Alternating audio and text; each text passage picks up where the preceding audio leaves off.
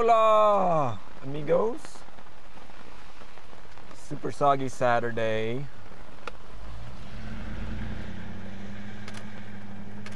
Georgia. Here's a glimpse into the illustrious life. This is one of those days that people don't think about when they say, oh yeah, I'd love to have his job. It's not always beautiful out, obviously. Yeah, I'm sitting here underneath the easy up in the car so I can leave the window rolled down and shoot from it without having water drip in on me so much.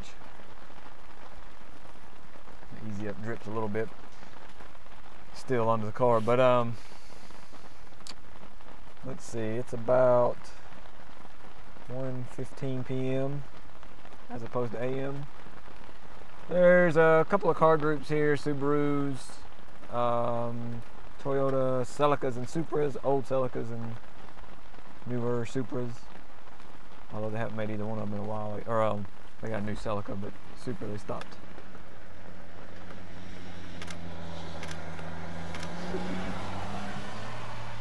Call my friend Slug. Yeah, a couple car groups, some neon SRTs.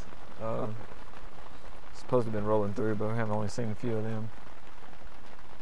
This turn is, we just call it dip turn. It's got a pretty steep dip, and it's pretty dramatic. Turn to drive through and a good shot. But as you can see, pretty dead on the road. I always say I love taking pictures in the rain. They look awesome. Got the cool, wet, shiny road, spray coming off the tires. Lighting is usually really nice.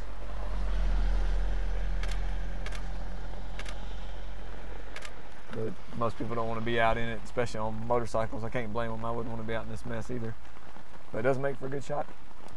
Yeah, the car groups, the Subarus kind of have it made if they can accept that the weather could be prettier, but if it was really nice out, the road would be pretty busy. So they kind of get the road to themselves, and with all-wheel drive, it's not like they're going to struggle too much. Last week, and now for those of you that have been watching these all along, I might get a little repetitious, but you gotta understand there's a lot of people that are seeing this video for the first time, so point them towards some of the older stuff. This is the 19th or 20th one in the series, and I've talked about some of these tips and pointers and stuff, so if you feel like you've learned something from any of these, or they're interesting to you or whatever, there's a whole series of these, so go look on our YouTube channel. You can click on the name down below the video there, and I've got a whole section dedicated to these 12 minutes with Killboy thing. Last week we talked about multiple apex turns, specifically double apex turn that I was in last week. This is more of a typical switchback, which is what this road is mostly comprised of, pretty rapid pace switchbacks. So on these, you want to be exiting not necessarily on the outside of your lane like you would typically drive through a turn. You start out on the outside, you cut to the inside and swing back to the outside. But the problem with that is on these rapid switchbacks that are connected together real close like this, if you exit that top one up there coming down this hill, if you exit wide and you come over to the white line, then you're set up wrong for this next part. So sometimes you have to do what we call a sacrifice. This is a crazy sounding animal. You have to kind of sacrifice the first turn in a series, and maybe if it's more than two, then the second and third, because you basically want to be set up for the last turn.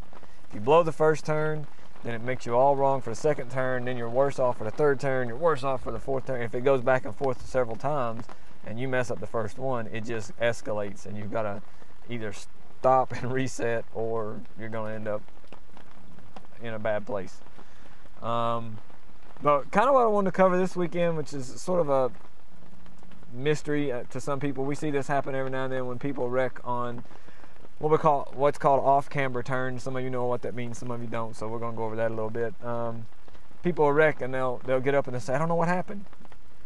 It's usually an off-camber or a camber change that messed them up, and it's something that's kind of harder to recognize, or maybe people don't understand the impact that camber has. So, and on roadways in general, they tend to try to help you through the turn when they build the road. But anybody who's been to a racetrack knows they'll mess with you on racetracks. They'll throw in what they call off-camber turns, and we'll cover the difference in a second. But they try to help you through the turn by banking it. So if you think about like a NASCAR track, you know, they're banked, and you don't have to steer or turn as hard on a motorcycle to go around it. And if you think of an extreme example, if you've seen those walls of death where they drive around the outside of a big ass barrel basically, and they're not really turning because that wall is vertical, you know, so they're pretty much driving in a straight line, but they're going around a curve. But because the curve is so banked, they don't even have to steer. So if you think about, you know, the more you bank the turn, the less you have to steer. So likewise, if that turn was not banked, you would have to steer or lean more, you know, than you normally would. And so what happens is, if a turn starts off banked and the radius doesn't change, but the angle of the camber of the road, the lean of the road changes, it effectively makes that a tighter turn. It's almost like the radius tightens up because you have to start steering harder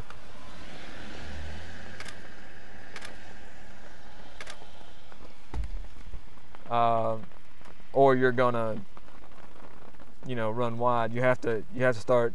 You don't really change your lean angle, the road kind of comes up, but if you're already at the limit of your lean angle, then the road comes up and makes you effectively be leaning more. Or if you're in a car, you know, you're already at the limit of your lateral grip with it helping you, and then the road rolls away. Well, you need more lateral grip, but you've already reached the limit. So what happens is you end up sliding. So sort of learn to recognize the camber of the road. It doesn't really show up good on videos most of the time. Something about the wide angle and all that doesn't really show the camber of the road that well, and changes in elevation too, for that matter. Don't really show up good on video. So that's something you got to kind of do in person. You got to kind of see it in person.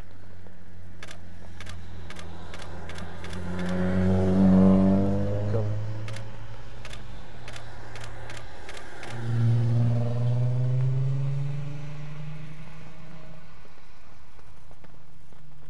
Yeah, just if you don't know what the turns do, then you always need to keep a little bit in reserve anyway, but try to keep some in reserve in case the camber changes.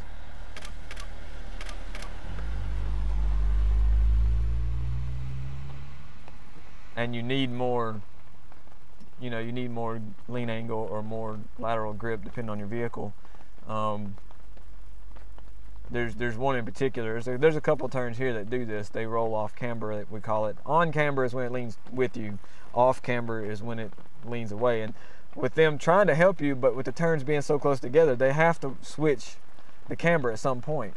So if you're running wide, and that's right about the same time that the engineers designed this road is to roll back into the other direction for that other part of the turn, and you're already running wide, now the road rolls away from you, basically, you're going to have even more problems. So you know, it doesn't help your situation if you're coming out of one turn that immediately goes into a switchback and you're already running wide.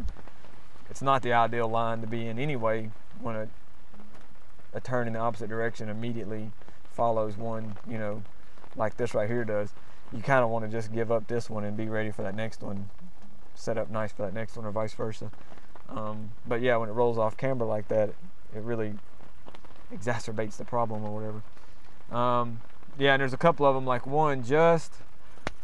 there's one that's really easy to remember. It's probably the worst one on the road, and it's really easy to remember. When you go through Gravity Cavity, if you're going south towards the Deals Gap store, motorcycle resort, you're going from the overlook towards the state line. You go through Gravity Cavity, which is already the trickiest going in this direction. Gravity cavity gets people more going southbound, and they get a little, maybe a close call, or you know, worse, they run across the road and stuff like that. But they usually make it, but it's usually ugly. But then they get distracted, and the next turn is the worst off-camber turn on the road. And so, you know, immediately reset when something bad happens. It's easier said than done, I know, but you see it kind of often with different aspects of your whole life, not just riding motorcycles. We see the canoeists do it, the kayakers do it on the river. There's 2 holes, and they get distracted with one, they almost die, and then they get sucked right in the next one.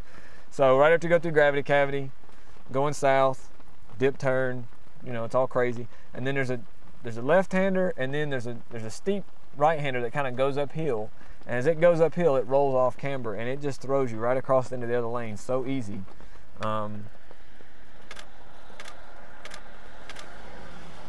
See a lot of people run wide on that one because it's so off camber. It rolls over so hard right when you need, you know, a good tight radius. And it's also one that's a really super late apex. You really want to stay out late. It's a right-hander uphill, so you really want to stay out against the center line, not over it, but just close. And then wait, and then turn, and you kind of clip that apex real late. You go across to the white line, but if you turn in too early, it tightens up kind of late, it rolls off camber. It's just a really tricky little turn that throws a lot of people across the lane. So if you're going southbound towards Dill's Gap, go through gravity cavity, you go through a left-hander, it's that next right-hander that's pretty tricky and needs to be a really, really late apex, and then you start up a hill. So yeah, 12 minutes. Maybe learn something, check out some of the other videos. As always, killboy.com. We got your Dill's Gap pictures if you were out here, maybe on one of the better days than today. And yeah, maybe I'll clear it tomorrow, but till next week, be careful.